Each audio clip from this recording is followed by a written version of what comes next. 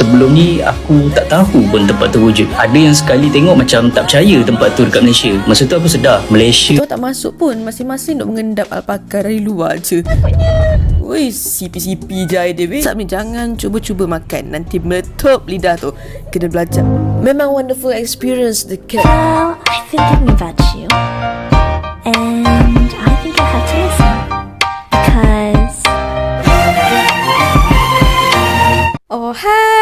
Halo, hai semuanya. Apa kabar kalian teman-teman? Semoga tetap sehat ya, tetap semangat, dan yang pastinya selalu berpikiran positif. Mungkin kalau orang-orang luar negara ataupun orang Indonesia datang ke Malaysia itu lebih tahu di Malaysia ini bahwa gedung-gedungnya itu yang tinggi, ya, menara pencakar langit yang tertinggi di dunia juga. Tapi teman-teman, selain itu Malaysia juga mempunyai keindahan alam ataupun alam semula jadi. Tetapi kita harus pergi explore ke mana-mana negeri di Malaysia ini untuk mendapatkan keindahan alam itu. Salah seorang orang Malaysia, dia macam tak percaya dan dia juga baru sadar ternyata selama ini dia keluar negara, yang dia cari itu pun ada di Malaysia. Tuh teman-teman. Oke, so jom kita dengarkan dulu pengakuan daripada dia seperti apa. travel Malaysia bosan, tak cantik. Jujur, dulu aku sendiri ada persepsi macam ni. Aku memang banyak travel ke luar negara. Tapi sejak pandemik, ramai yang mula explore dalam negara, share kat dalam media sosial diorang tempat-tempat menarik yang diorang pergi. Yang sebelum ni aku tak tahu pun tempat tu wujud. Ada yang sekali tengok macam tak percaya tempat tu dekat Malaysia. Masa tu aku sedar, Malaysia ni bukan tak cantik, bukannya bosan, tapi aku yang belum cukup explore. Jadi aku pun cuba untuk explore Malaysia ni sendiri. Dan seriously, dari alam semula jadi, makanan dan budaya, Malaysia memang kaya dengan semua tu. Lagi banyak aku explore, lagi tinggi rasa kagum dan bangga aku kat negara sendiri. So, sempena bulan kemerdekaan dan hari Malaysia ni, aku nak pesan satu je. Travel lah dalam Malaysia dulu sebelum korang travel ke luar negara. Kalau korang dah banyak travel luar negara pun, cubalah untuk travel dalam negara juga. Trust me, Malaysia has so much more to offer. So, betul ke? Ya, karena dia belum kurang explore saja. Sebenarnya kalau kita explore seluruh negeri di Malaysia ini, banyak yang boleh ditemukan, ya kan, keindahan alam semula jadi, makanan yang sedap, ya, banyaknya budaya etnik di sini yang beraneka ragam. Di Malaysia ini pun masih banyak lagi yang cantik-cantik, tak kalah hebat juga, tak kalah cantik juga dengan apa yang kita pergi di luar negara. Nah, kalau Sari pengalaman semenjak Sari tinggal di Malaysia ini hanya beberapa negeri saja, ya. Baru Sari pergi ya sekitaran Kuala Lumpur, Selangor ini pun belum semuanya juga Sari explore. Pergi Penang, Johor, Melaka, Ipoh. Ada waktu lagi Sari pun mau lihat tempat-tempat menarik juga di Malaysia ini. Kalian orang Malaysia, negeri mana atau tempat mana yang teringin sangat kalian pergi tapi belum kesampaian? Boleh komen ya dan bagi tahu apa sebabnya. Mana tahu ada teman-teman lainnya tertarik ke sana. Boleh juga mereka pergi dulu. Biasanya kalau Sari reaksonkan, pelancong-pelancong itu datang untuk ke KL ataupun melihat-lihat gedung-gedung tinggi gitu, ya. Oke, nah di video kali ini Sari akan ajak kalian ke salah satu negeri di Malaysia, yaitu Sabah. Nah, Sabah itu di Borneo, ya teman-teman. Oke, nah kalau di situ katanya banyak keindahan semula jadi, ya. Selalu aku dengar orang cakap Sabah ni cantik, kawasan dia nyaman, tenang, alam semula jadi, makanan dia sedap, lautnya cantik, even lembu pun cantik, boleh buat background OOTD. Pertama kali terbangkan drone dan pertama kali juga jadi Iron Man kat atas laut tu. Inilah pengalaman aku travel to Sabah. Tak ada video makan-makan kali ni video travel pula. Wah. 7 pagi dah gerak ke airport untuk flight pukul 12.30. Tiket flight kita orang dah beli sejak bulan 6 lagi dan dapatlah murah dalam 430 lebih untuk flight return, dan dalam flight pun aku still terperangkap dengan 2 orang ni. Dengan kawan-kawan best ya. Penerbangan daripada Kuala Lumpur ke Kota Kinabalu mengambil masa lebih kurang 2 jam 35 minit, dan atas flight juga diorang bagi kita orang makan. Ada pilihan sama ada korang nak nasi lemak sambal udang ataupun nasi tomato. And of course aku ambil nasi lemak sambal udang. Udang dia pun ketul-ketul, bukan yang hancur. Not the best nasi lemak for me, tapi still boleh mengenyangkan dan mengisi masa lapang 2 jam lebih tu. Selepas tu dia bagi kita pula jus, nak pilih orange ataupun apple. Lepas tu bagi lagi tea ataupun kopi. Memang menikmati makanan betul aku atas flight ni. First time naik MAS, and I love Malaysia Airlines.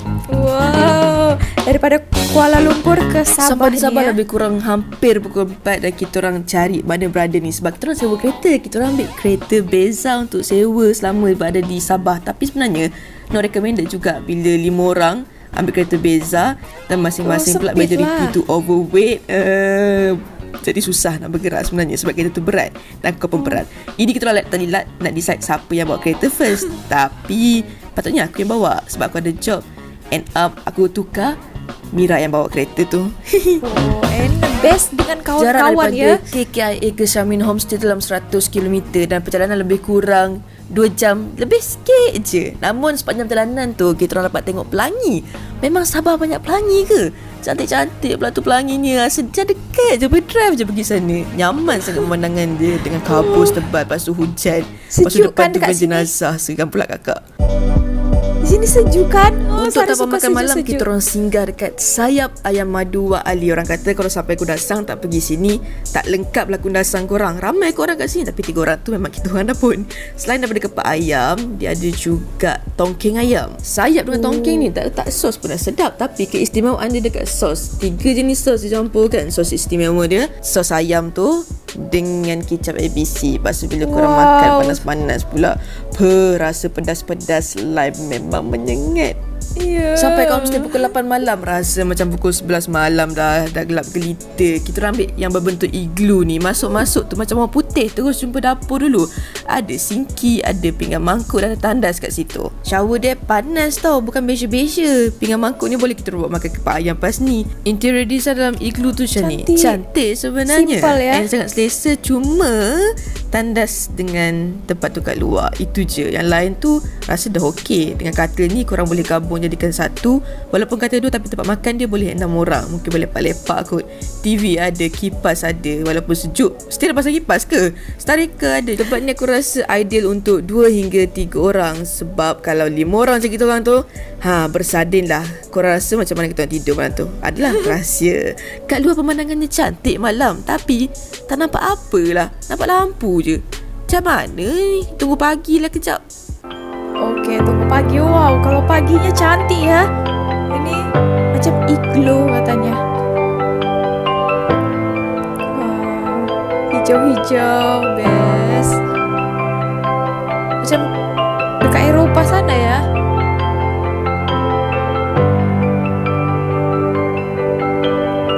Kan aku cakap siang dia cantik, macam overseas babe pemandangan dia. Tapi kita orang tak berani lah nak naik balik bukit yang curam serius. Kita orang risau kereta undur balik je ni.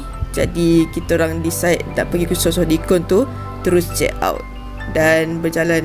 Taklah berjalan naik kereta lah. Bye Syamin Homestay. Thanks for the memories.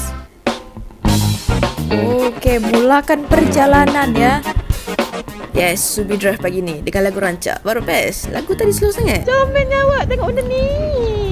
Kita orang geram betul dengan anjing kat sini. Semua comel-comel. Anyway, dekat Sosodikon ni, dia ada kawasan parking tau. And kawasan parking pun pemandangan dia mesmerizing. First step, kena naik dulu trail sejauh 600 meter dulu. Trail dia landai je sesuai untuk pelbagai peringkat umur. Namun begitu adalah sikit-sikit yang curam macam ni. Ada banyak juga bunga kat tepi trail ni, tapi dia dah cakap jangan petik bunga tu. Kalau korang geng kaki hiking setakat trail ni, tak ada hal lah. Mesti senang, tapi bagi kita orang yang pancit ni, kakak kena berhenti dek, tak larat nak berjalan. Kena bagi geng yang tak pancit, yang fit selalu pergi Zumba ni ke depan. Dengan bayaran masuk sebanyak RM5 untuk dewasa dan RM3 untuk kanak-kanak, rasanya ini pengalaman yang korang kena rasai bila pergi ke Kundasang. Alah, bukit ni bukan tinggi pun, 1465 meter je pun. je pun. Naik atas pun mengamuk Exercise je sekali pun ya. kau. Bolehlah sihat-sihat badan. Janji sejuk udaranya, bagus Ingat juga. nak fly drone, tapi ya tengok dengan angin, cuaca je macam tak apa lah. Aku sayang lagi drone aku. Lagipun pakai Insta360 pun boleh dapat pemandangan cantik. Cuma Kinabalu je tak nampak, malu-malu pula. Kelab alpaka yang buka pukul 9 pagi hingga 4.40 petang ni membolehkan korang dapat experience lah. Kalau nak main-main alpaka, nak gosok, nak bagi makan. Kafe pun ada, cuma tak sure kafe tu alpaka juga ke tak. Sini jangan salah, kaunter dia kat bawah dek. Atas tadi bukan kaunter, atas tadi toilet. Dan kita tak masuk pun, masing-masing duk mengendap alpaka dari luar je. Tengok-tengok Dah habis ya. mengendap, perut lapar kita orang. Nak cari makan, tak breakfast lagi pagi ni. Dah pergi macam-macam tempat, tapi makannya belum. Dah jalan ke kereta, terkejut kejap ada anjing nyala. Babai alpaka yang comel. Mau Ni lagu makan cari ya. makan aku. Memang sebab kita orang singgah di pasar yang dekat dengan Belatan Kobis tu, cari makan kat situ. Wah. Macam-macam jenis kuih ada. Lepas tu ada juga yang unik. Ya, macam orang dulu mah. Ya. Masa kita Apa sekolah ini? agama dulu. RM2 je makanan on the go ni. Ini terpaling legend Nasi punya on the lemak go kan? sebelum ada yang hipster-hipster sekarang. Itu hari saya ada pernah lihat ya, salah satu konten orang kalau nasi lemaknya ya dia dibungkus pakai plastik, lepas makan digigit ujungnya. Itu betul kan?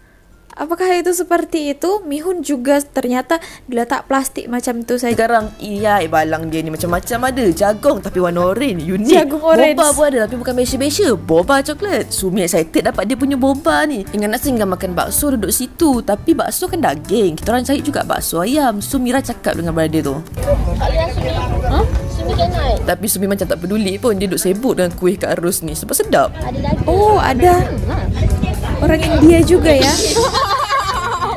So tak jadilah lepak kat bakso tu. Nanti kesian Sumi tak boleh makan. Sekarang tarikan aku lah kuih ni. Sedap rasa bijan dan macam peneram. Tapi dia tak bulat. Jadi kakak confused. Pergi tanya orang jual kuih ni. Dia kata macam keria gula Melaka something. Aku macam, oh mungkin versi Sabah kot. Tak kisah, janji dia rare. Tak jumpa kat Semenanjung. Dah rasa dia sedap. Buku pandan ni kat KL pun ada jual. And Mira pergi hasut Sumi try buku pandan brother ni. Sekali dia Sumi terhasut betul. Dia beli. Kalau pergi sini try buku pandan fix. Sedap. Lepas tu beli banyak-banyak. Nak makan kat mana?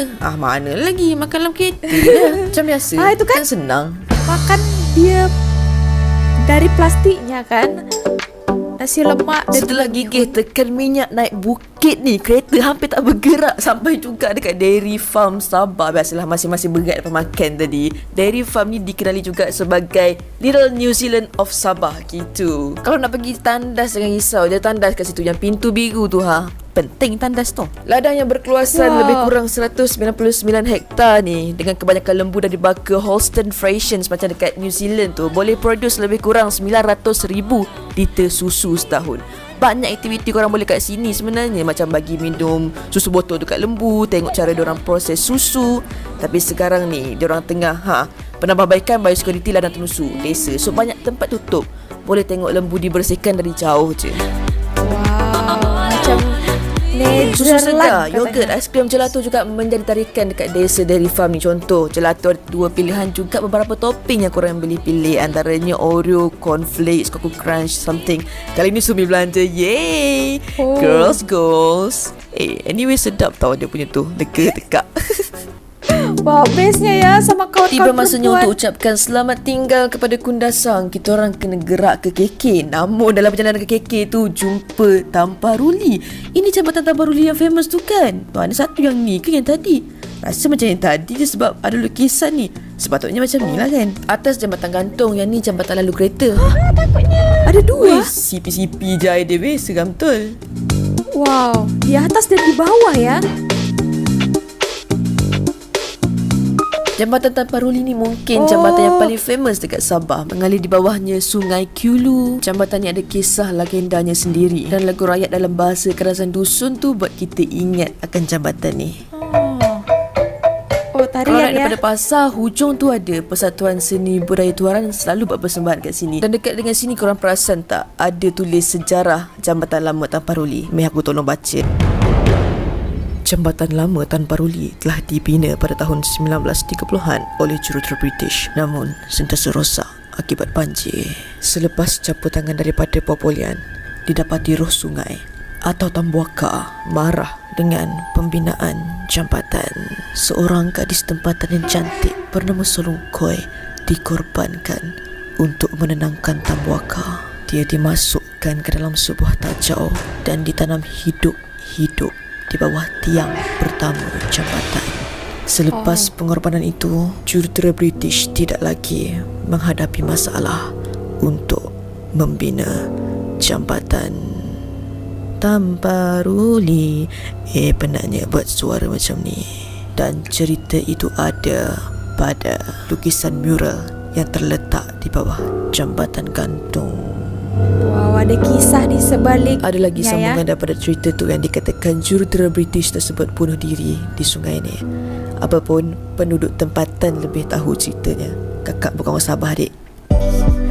Kakak bukan orang Sabah, dek. Sebab aku bukan orang Sabah, datang Sabah ni nak makanlah makanan Sabah. Dekat area Jalan Sulaman Tuaran ni banyak betul kedai yang jual kelapa bakar. Dan macam ni lah rupanya bila Kelapa dia dibakar? dibakar. Dah lepas bakar tu je bakar kau. Tu je. Berasap weh. Masa air tengah berasap ni jangan cuba-cuba makan. Nanti meletup lidah tu. Kena belajar arti kesabaran makan kelapa bakar ni. Aussie local sumi. It's nice gila. Tapi the thing is burning. Dah dengar air korang panas lagi. Dia ada ais ke? Untuk ais sikit. Sebab air kelapa dan kelapa masing-masing tengah panas, kita makan lokan dululah. Lokan ni dia bagi 2 jenis sos. Ambil je dengan garpu, lepas cicah sos, ngap. Lokan dia sedap weh, serius. Ada 2 sos kan? Dua-dua sedap, tapi satu tu lagi sedap. Tak mana korang try sendiri lah. Yang kuning besar ni krepek ubi kayu madu. Kalau nampak, pergi try sebab sedap. Oh ya, sementara tunggu air kelapa tu sejuk, boleh juga berhibur dengan main dek ni. Tapi nasib lah, tercucuk dek ke tercucuk buah kelapa macam ni contoh. Yang ni tak habis lagi dengan chips dia. Di KK kita orang stay dekat AR Residence dekat area Sembulan tu. Sini best bagi aku, bagi kita orang lah. Tempat dia memang selesa sesuai dengan harga. Datang ramai-ramai pun dapat katil. 3 katil. Besar pula tu, boleh tidur 2 orang kalau orang tu tidur behave. Basically semua keperluan yang diperlukan tu ada, kecuali TV. Mungkin dia nak kita bersosial ramai-ramai kot. Baguslah ya kan.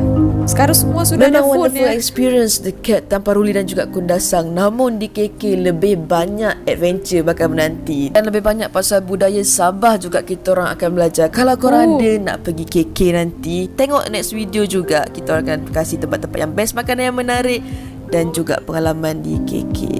Jumpa lagi dalam video seterusnya tentang KK. Terima kasih watching. Kalau korang suka, jangan lupa klik like dan subscribe. Jumpa lagi dalam next video. Bye. Nah itu tadi ya, ini di Kundasang di Sabah. Nah kalau kalian mau lihat video yang part selanjutnya dekat channel, nanti saya buat di sini, dan juga kalian boleh klik linknya di description box. Kalian mau nonton yang versi di KK Kota Kinabalu ya, mantap sekali ya. Mereka 5 berkawan ya, perempuan semua itu pergi sama-sama dari KL pergi ke Sabah. Nah dan tadi Sari ada satu respeknya lah ya.